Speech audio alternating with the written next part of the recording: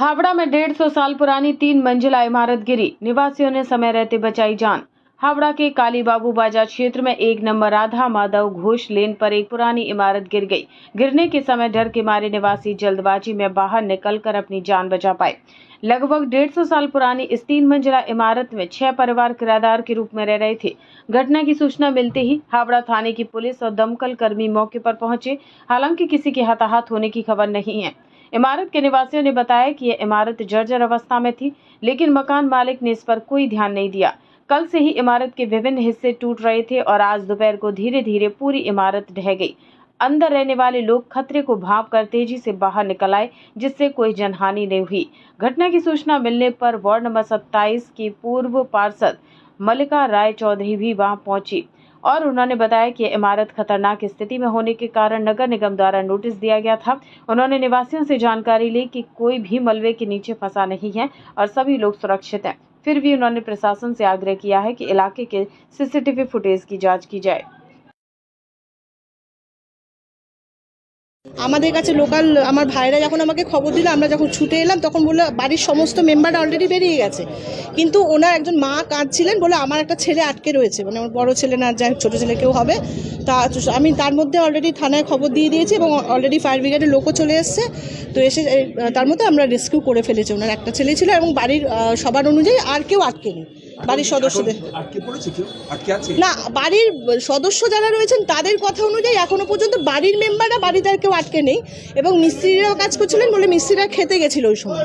কিন্তু আমাদের একটু সন্দেহ হচ্ছে, যেহেতু রাস্তার ওপরে লোকাল সমস্ত ভাইদের কথা অনুযায়ী এই রাস্তাটা তো খুব চালু রাস্তা, তো যদি রাস্তার মধ্যে কোনো ইনসিডেন্ট ঘটে, এই পাশে একটা দোকানে আমরা সিসিটিভি আমরা পুলিশ প্রশাসনকে জানিয়েছি। তো একটু লাইনটা অফ করা আছে, তো লাইনটা অফ করে অন করে যদি সিসিটিভি ফুটেজে আমরা যদি দেখি, তাহলে আমরা পরবর্তীকালে আবার ব্যবস্থা নেব।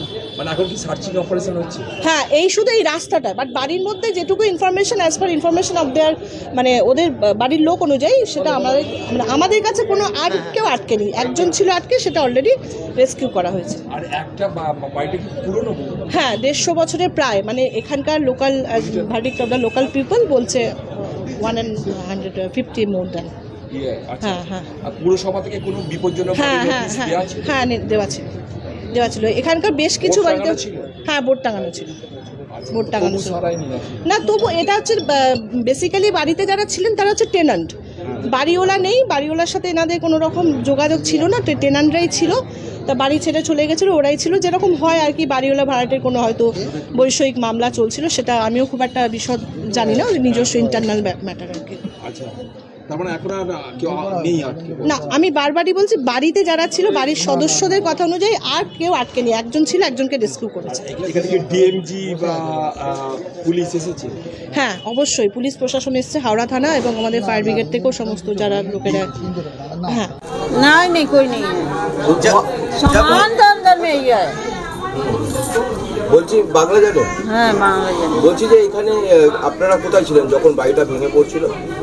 যখন বাড়িটা ভেঙেছে তখন ভেতরেই ছিলাম আমরা। আচ্ছা, আমরা ভেতরেই ছিলাম, সব পড়ে যাচ্ছে আস্তে আস্তে করে, এইদিকে পড়েছে ওদিকে পড়েছে। তারপরে আমরা ভয় খেয়ে গেলাম, কাঁদতে কাঁদতে বেরিয়ে গেলাম বাইরে।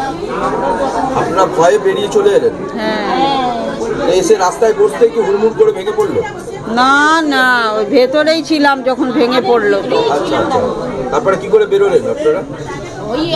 আমরা তখন মানে ভেঙে গেল, তো তারপরে সব আস্তে আস্তে করে বেরিয়ে গেলাম। এখান থেকে সব তুলে নিল, উপরে সব উঁচু হয়ে গেছে, তো পড়ে গিয়ে। আমরা বাড়িতে ছিলাম, আমাদের কালকে অল্প পড়েছে, পড়ার পরে আমরা কী করেছি, রিসেন্ট মিস্ত্রিকে ডেকেছি আমরা সবাই, ডেকে এখানে আজকে ভাতটা বাঁধাই হচ্ছিল। বাঁধার পরে মালটা পড়ে গেছে, পড়ার পরে আমরা কী করছি, আস্তে আস্তে বেরোচ্ছি। আমার মারা সব ওই ফ্যামিলি সব ওই বাড়িতে থাকে, যত ফ্যামিলি।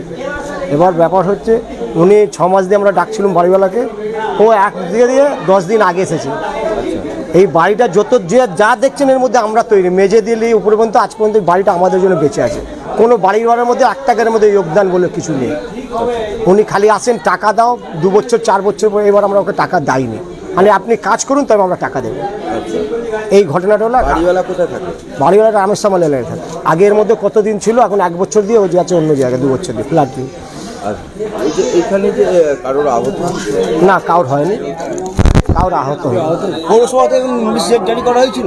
ওটা উনি জানেন, নোটিশটা উনি জানেন বলে কি নোটিশ জানাতে আজকে নোটিশ জানা গেলে তাহলে ভাড়াটা রাখলো কিরকম, নতুন ভাড়াটা বাড়িওয়ালা কিরকম রাখছে দুজনকে।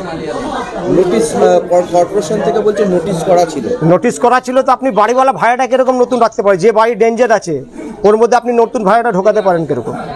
নতুন ভাড়াতেও ঢুকেছিল। হ্যাঁ ঢুকেছে, ওনারা ঘর ছেড়ে চলে গেল, আবার উনি নিজে এসে একটা ঘর করে থাকলেন এর মধ্যে। আহত হয়েছে? না কেউ আহত হয়নি। দমকল কর্মীরা হ্যাঁ সবাই এসেছিল, ওরা সাহায্য করে। নিচে কেউ কি পড়ে আছে? না কিছু নেই, এখন আমাদের ব্যাপার হচ্ছে আমরা এখন কোথাও থাকবো।